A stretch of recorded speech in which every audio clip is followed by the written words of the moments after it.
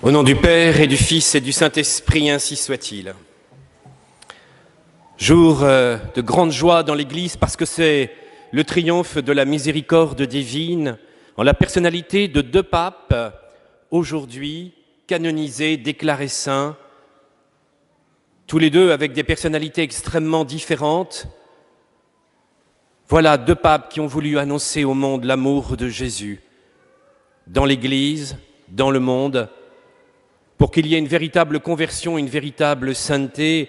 Et si nous devions retenir quelque chose d'essentiel du Concile Vatican II, c'est l'appel universel à la sainteté. Pour la première fois, un concile déclare à tous les hommes qu'ils ont un devoir de devenir des saints et d'être transformés par le Christ. C'est cela que nous devrons d'abord retenir comme concile traditionnel, c'est-à-dire la sainteté qui est offerte à tous les hommes. Ces papes ont voulu montrer, dans un monde profondément blessé par le péché, par les structures de péché, qu'on pouvait croire et recevoir la grâce, qu'on pouvait être touché par le mystère du Christ et être transformé par lui.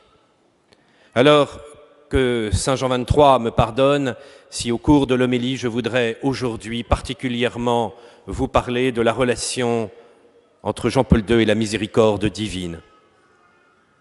Cet après-midi, je vous parlerai des miracles et puis vous pourrez découvrir le bilan doctrinal et théologique dont je vous le disais sur Internet. Mais je crois que si on devait caractériser ce pape, ses 25 ans de pontificat, c'est d'abord la miséricorde divine.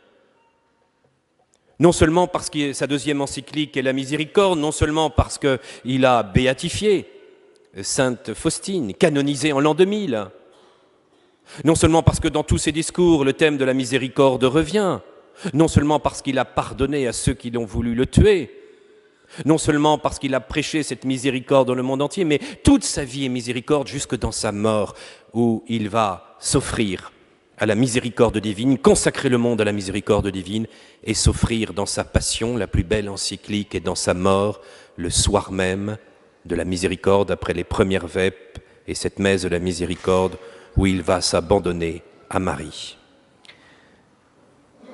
Jean-Paul II est l'homme de la miséricorde comme unique rempart contre le mal. Il prêche la miséricorde comme force de résurrection. Et Jean-Paul II est l'apôtre de sa miséricorde dans la souffrance et la mort. Jean-Paul II, Saint Jean-Paul II, maintenant à cette heure, nous a présenté la miséricorde comme unique rempart contre le mal. Dans Mémoire et Identité, son testament, il montre comment cette miséricorde divine est la limite, l'obstacle à la progression du mal. On pourrait avoir l'impression que la sainteté, que le mystère du Christ, que la croix ne semble pas faire reculer le mal. Et pourtant, il se passe un mystère à l'intérieur de chaque homme. Un mystère où le Christ, qui s'offre pour l'humanité et qui a assumé cette nature humaine et qui a voulu rejoindre l'homme dans son drame, dans cet anéantissement et de cette rencontre entre les deux infinis, infini de l'amour divin, de la puissance divine et la faiblesse humaine, il a voulu combler cet écart. Et face au drame du mal qui se réalise dans le monde, qui semble être infini, mais qui ne l'est pas, car le mal est une réalité finie, le Christ vient chercher l'homme pour arrêter cette progression du mal. L'espérance de la miséricorde dans les prédications de Jean-Paul II apparaissent véritablement comme cet obstacle, cette capacité à pouvoir donner cette espérance et anéantir la puissance du mal. C'est ce qui va animer la plupart de ces sermons, de ces prédications et de ces encycliques, que ce soit pour la défense de la famille, de la dignité de la sexualité, de l'amour humain, que ce soit, et ça n'a pas toujours été bien compris, par rapport à la dignité humaine et au véritable droit naturel de l'homme. Une dizaine de fois, Jean-Paul II a dit que les droits de l'homme ne pouvaient pas se concevoir sans les droits de Dieu. que le droit naturel de l'homme ne pouvait pas se concevoir sans que les États respectent les droits de Dieu. Et là où les droits de Dieu n'étaient pas respectés, les droits de l'homme ne pouvaient pas être respectés. Est-ce que c'est un crime que d'employer un terme moderne? Et c'est sûr, d'une culture moderne, pour renverser la situation et pour justement montrer l'importance d'une dignité humaine. Y aura-t-il des gens suffisamment intelligents pour comprendre que Jean-Paul II s'est inscrit dans la tradition catholique qui est de catholiciser, non pas des idées mauvaises, mais de catholiciser des termes et une culture? Il n'a rien repris de ces idées révolutionnaires et de la conception des droits de l'homme de 93 et de 89, quand il parle du droit à la liberté de conscience et la liberté pour la vérité, et c'est la liberté dans la fidélité aux droits de Dieu. Qui pourra lire ces textes dans un sens vraiment véridique et qui correspondent à toute cette tradition de l'Église? Nous sommes dans un monde qui a écrasé l'homme, que ce soit par le communisme ou par le capitalisme libéral, l'individualisme ou le marxisme. Alors en écrasant l'homme, il s'agissait de défendre un véritable droit à l'éducation, à aimer, à la religion, un véritable droit de vivre pour la famille. Lorsque l'Église voit que l'homme est attaqué, elle se met alors au niveau des personnes pour défendre, comme les évêques qui défendaient les cités contre les nations barbares. Eh bien, le pape, face à la barbarie du monde moderne, s'est mis au niveau des hommes pour essayer de défendre la vie, l'amour, la nature humaine, et pour essayer de réaffirmer avec force que ces structures de péché détruisent profondément l'homme. La prédication de Jean-Paul II, c'est la miséricorde pour chercher l'homme au plus profond de son drame du monde moderne. Les totalitarismes les plus importants ont eu lieu au XXe siècle. Georges Weigel, l'historien de Jean-Paul II, disait que toute la vie de Jean-Paul II est une lutte de la miséricorde contre les puissances du mal et de mort. Ne nous enfermons pas dans nos petits milieux, dans nos petits vocabulaires, où nous risquons de passer à côté de celui qui a renversé le cours de l'histoire, de celui qui a été capable, en plein XXe siècle, de faire effondrer une partie de l'idéologie la plus totalitaire, 100 millions de morts. 100 millions de morts du communisme, 25 millions de chrétiens qui ont été persécutés au XXe siècle. Communisme, islam, forme de dictature politique, nazisme, toute forme de totalitarisme qui a écrasé l'homme.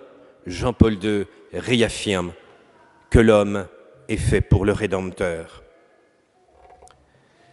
Ainsi, sa prédication de la miséricorde, d'ouvrir les portes au Rédempteur, et toute la vision que l'on a crue anthropocentrique de Jean-Paul II, parce qu'il disait que la route de l'Église était l'homme.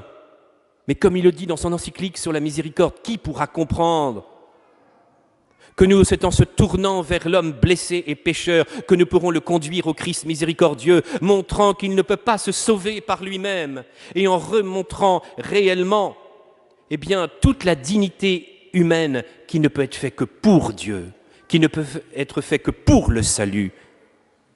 L'homme ne trouvera pas en lui-même la source du salut.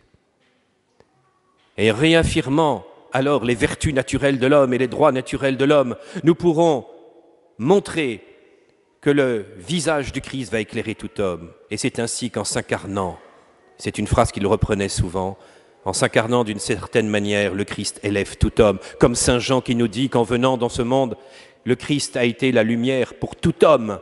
Avant même la rédemption, à partir du moment où il a assumé la nature humaine, l'histoire de l'homme va être changée. Bien sûr, le salut, ce n'est que la rédemption. Bien sûr, le salut, ce n'est que la grâce qui nous vient de la croix. C'est bien évident. Mais à partir du moment où Dieu est venu dans le monde, où il a pris chair, à partir du moment où il a assumé cette nature humaine, il éclaire tout homme. Voilà le message de cette miséricorde qui vient rejoindre l'homme, même quand il n'est pas croyant, même quand il est loin encore de la grâce. Le visage du Christ vient apporter ce rayon de lumière pour que l'homme puisse être élevé. Oui, Jean-Paul II nous montre que la miséricorde est une résurrection, une force de reconstruction et de transformation intérieure. Jean-Paul II va nous montrer la puissance de cette résurrection Parce que, à travers toutes ces encycliques, mais surtout à travers tous ces voyages, tout ce qu'il a pu organiser, les JMJ, en allant contrer les dictatures, il va montrer que la puissance du Christ et que son espérance de pardon et de salut pouvait bouleverser l'histoire du monde et de la société. La miséricorde, et c'est tout le sens de l'encyclique sur la miséricorde divine, à travers le mystère pascal, est véritablement une résurrection pour l'homme. Autant le mal a détruit l'homme, autant le mal l'a éloigné de sa condition divine, de son bonheur, de sa dimension d'espérance, autant la miséricorde divine, en venant chercher l'homme par ce passage de la mort à la vie du Christ et en donnant cette grâce qui a jailli du cœur de Jésus, eh bien, va pouvoir redonner une résurrection, une véritable dignité à l'homme. C'est ainsi que la miséricorde vient transformer les cœurs. C'est tout le sens des enseignements de Jean-Paul II. Il l'a montré dans sa vie. Et être capable d'anéantir la puissance du communisme en prêchant cette miséricorde divine et d'ouvrir les bras au Rédempteur, d'ouvrir son cœur au Rédempteur, en s'adressant à toute cette humanité pour montrer que la puissance de la grâce pouvait aussi se manifester dans la doctrine sociale, pouvait se manifester dans tous ces saints, dans l'histoire de l'Église et tous ces saints laïcs, pouvait se manifester dans le pardon des péchés, l'importance de la prédication, de la pénitence et du sacrement de pénitence individuelle, dans la prédication de la foi et l'importance de son enseignement sur le catéchisme, de l'importance de la prédication sur l'Eucharistie, de son amour de l'Eucharistie et de la messe comme unique sacrifice de la croix. Tout ce que l'Église nous donne comme enseignement et moyen de sanctification nous arrache à la mort et nous arrache à la destruction. C'est ainsi que ce message essentiel de la miséricorde est une reconstruction, un renouvellement, une véritable résurrection. Enfin, Jean-Paul II est témoin de la miséricorde par sa souffrance et sa mort. Par sa souffrance, il a été atteint lui-même par le communisme dans sa chair, et on sait qu'il y a eu un miracle, Ali Ashka, qui n'a jamais raté sa cible. Et on sait aujourd'hui que la balle a dansé, je vous en parlerai cet après-midi des rapports médicaux, que cette balle a dansé et que le pape a été préservé, devenu un martyr vivant dans sa chair du communisme. Car nous savons aujourd'hui que c'est bien la piste bulgare, quoi qu'on nous en ait dit, et que le KGB était derrière. 40 pages du KGB et des services secrets polonais sur Karol Wojtyła comme pire opposant au communisme. Qu'en avons-nous entendu ? Dans nos milieux, parfois, Jean-Paul II, agent du KGB, moins dur que le cardinal Winjinski, pas très net, que les communistes l'auraient favorisé, que de calomnies d'un petit milieu, que de calomnies où nous avons manqué quelque chose d'absolument immense de celui qui allait être cette petite pierre qui allait abattre le colosse. Oui, par sa prédication de la miséricorde dans cette Pologne, et ensuite en soutenant tous les groupes de prière dans les pays de l'Est, le maître du Kremlin qui viendra rendre hommage en disant « c'est vous qui avez anéanti le communisme ». La puissance de Dieu s'est manifestée à travers un homme de prière, à travers la puissance d'une prédication de la miséricorde.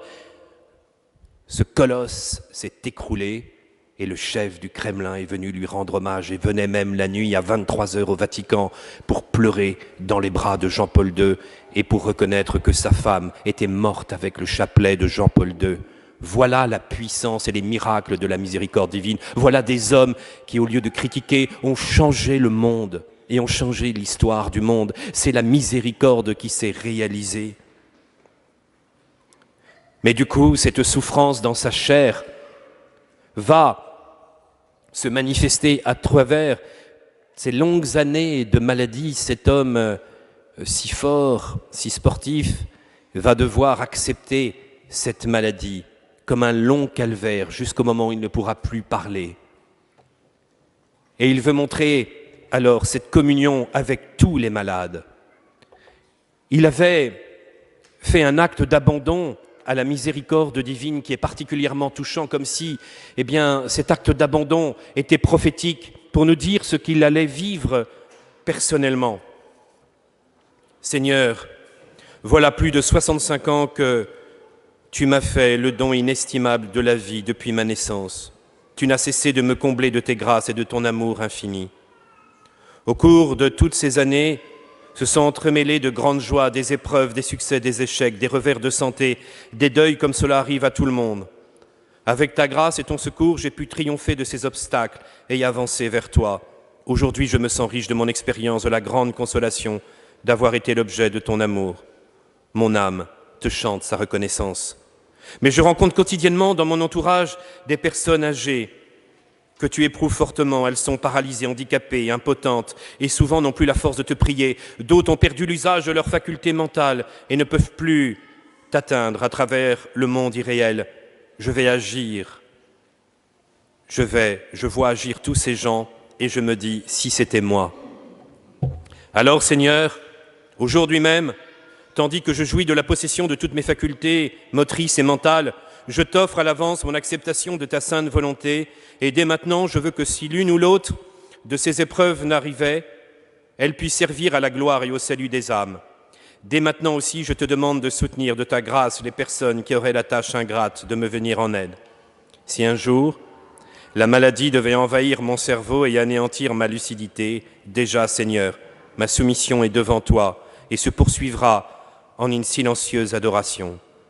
Si un jour un état d'inconscience prolongé devait me terrasser, je veux que chacune de ces heures que j'aurai à vivre soit ininterrompue d'action de grâce et que mon dernier soupir soit aussi un soupir d'amour. Mon âme, guidée à cet instant par la main de Marie, se présentera devant toi pour chanter tes louanges éternellement.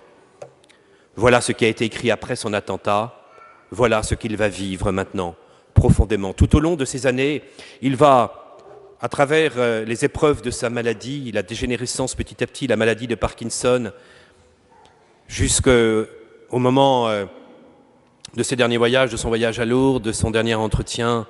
Je le revois encore, j'étais là, la dernière audience publique au Vatican. On voit véritablement cet homme dont la maladie l'empêche de parler, de s'adresser au monde, de pouvoir être le témoin, mais il était à travers tout son corps jusqu'à ce dimanche de Pâques 2005, où il va, dans son silence, en étant muet, bénir la foule. Il avait écrit encore dans son testament spirituel, « Veillez, car vous ne savez pas quel jour votre Seigneur viendra. » Ces paroles me font penser au dernier appel qui aura lieu au moment où il plaira au Seigneur de m'appeler. Je désire le suivre et que tout ce qui fait ma vie terrestre me prépare à ce moment. Oh, j'ignore quand ce moment arrivera, mais comme tous les autres, je le confie à la mère de mon maître, totus tuus. Dans ses mains maternelles, j'abandonne tout et tous ceux qui sont liés à ma vie et à ma vocation, l'Église, mon pays, l'humanité tout entière. Merci à tous. À tous, je demande pardon. Je demande de prier pour moi, afin que la divine miséricorde soit plus grande que ma faiblesse et mon indignité. Oh, je suis profondément confiant, malgré toute ma faiblesse, que le Seigneur m'accordera toute la grâce nécessaire pour affronter selon sa volonté chaque tâche, épreuve et souffrance.